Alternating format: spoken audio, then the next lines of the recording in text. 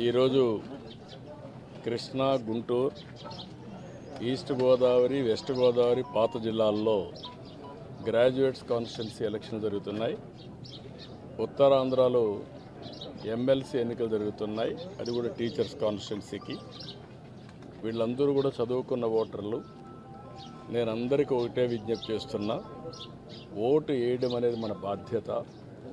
ప్రతి ఒక్కరూ కూడా మీ ఓటు హక్కుని ఉపయోగించుకునే బాధ్యత నెరవేర్చాల్సిన అవసరం ఉంది. భారతదేశం ఒక పెద్ద ప్రజాస్వామ్యం. ఈ ప్రజాస్వామ్య దేశంలో ఓటు అనేది ఒక పెద్ద ఆయుధం. మీ అభిప్రాయాలు మీరు చెప్పడానికి కానీ, అదేవిధంగా భారతదేశంలో ప్రజాస్వామ్యాన్ని చైతన్యంగా పెట్టడానికి ఈ ఓటు అనేది ఒక హక్కు కింద తీసుకొని అందరూ కూడా ఒక బాధ్యత కూడా. ఆ విషయం కూడా మనం గుర్తుపెట్టుకోవాల్సిన అవసరం ఉంది. ఎప్పుడైతే ఓటేస్తామో అప్పుడు మనందరం కూడా ఒక చైతన్యవంతమైన ప్రజాస్వామ్యానికి నాంది పలుకుతాం. అది ప్రోగ్రెస్కి కానీ, వెల్ఫేర్కి కానీ, భారతదేశ ప్రతిష్టకు కానీ పనిచేస్తుంది. ఈ ఓటు హక్కు అనేది ప్రతి ఒక్కరూ ఉపయోగించుకోవాల్సిందిగా ప్రతి ఒక్కరికి విజ్ఞప్తి చేస్తున్నాం.